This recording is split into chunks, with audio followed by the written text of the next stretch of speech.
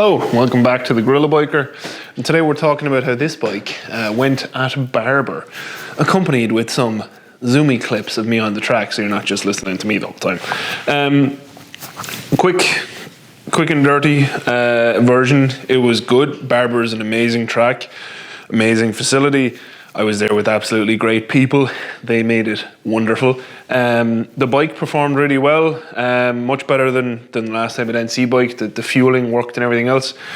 Towards the end of the first day, we did get a little slippy slip in the clutch, which did unfortunately get progressively worse on the second day. By the end of the second day, because I did a 2-day track day, it was wonderful. But by the end of the second day, I could get like 3 or 4 good laps before the clutch was not good. So I didn't want to absolutely destroy everything. It still will ride now until everything cool down.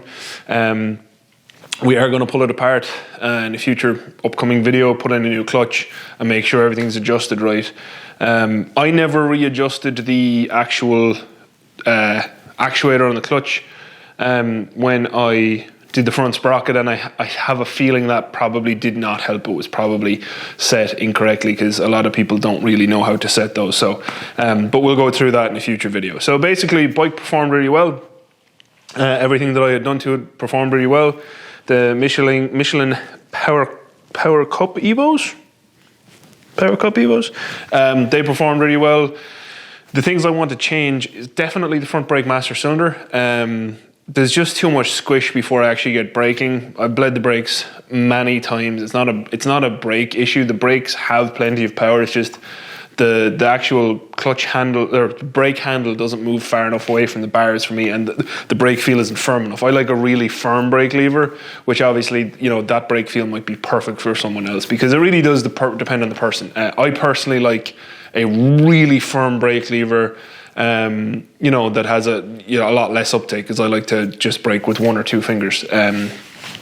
Completely personal preference. Some people will tell you that's entirely wrong, and for other people that's completely acceptable. That's how I like it.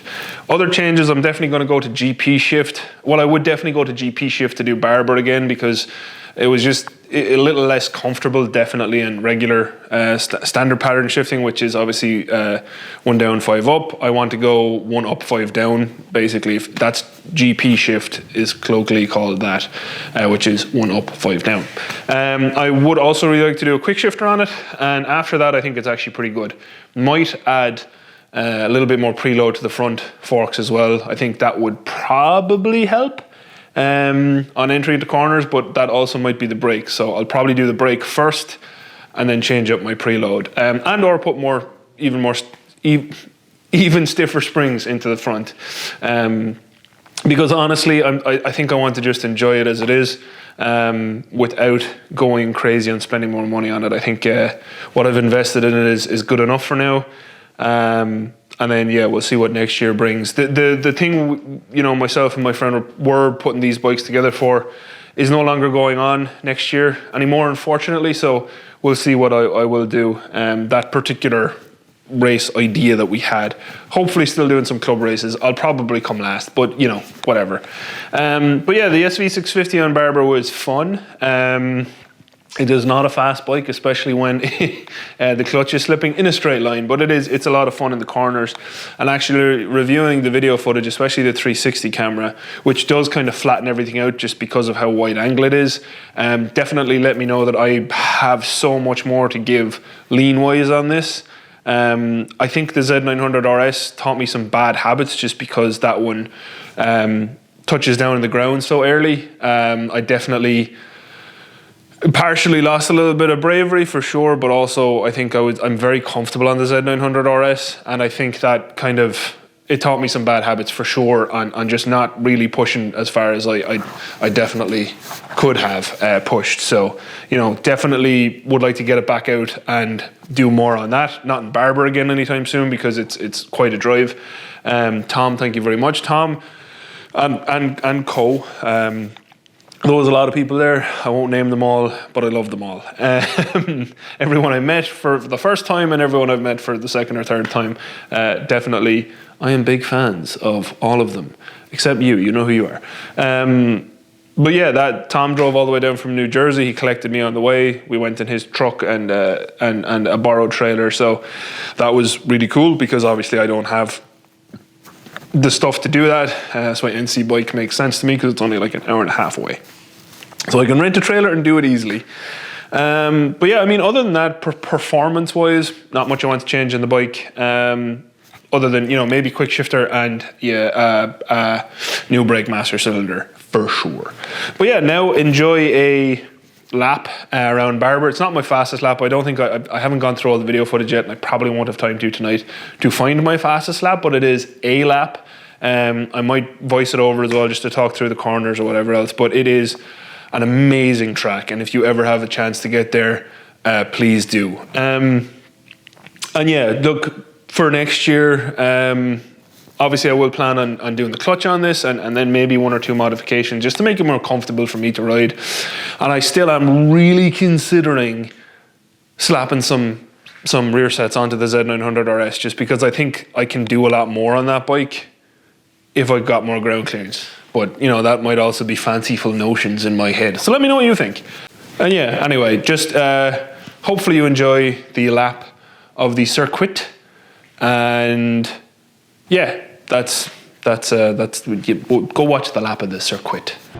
Okay, so here is a lap following a coach, which is why I picked this one, so you can kind of see me doing a slow lap. This is turn 1, very fun. I got faster later on in the day there, just aiming for the apex. Turn 2, don't think I really got this right for the whole day, to be honest. It's weird, and I wasn't leaning enough at all throughout the day, to be honest. This is probably my favorite part, one of my favorite parts of the whole I like the whole track, but you're just pinning it up over a blind hill here, aiming for the tower. I did not push it wide enough there at all. Apparently this is called Charlotte's Web. I didn't do this corner the same twice all day, and every time it felt worse than the time before, so I am not someone to ask how to do that corner, but it's a weird corner. Throughout here, I think this is where those SV650 was weakest. It just felt slow there in comparison to a lot of other bikes. This corner is quite fun. I messed it up this time, actually. I was a bit slow through there. But you got to ride over this curb here, which is really weird doing the first time. And then just tip it in back on the power. Push it out wide. You don't need to go that wide on the SV. And you can see the coach telling me to hit that curb, so I do. In, you do a big old jumpy jump. Turn right. Very fun. A very, very fun section there. This piece is probably my favorite section of the whole track. You know, you're out wide here.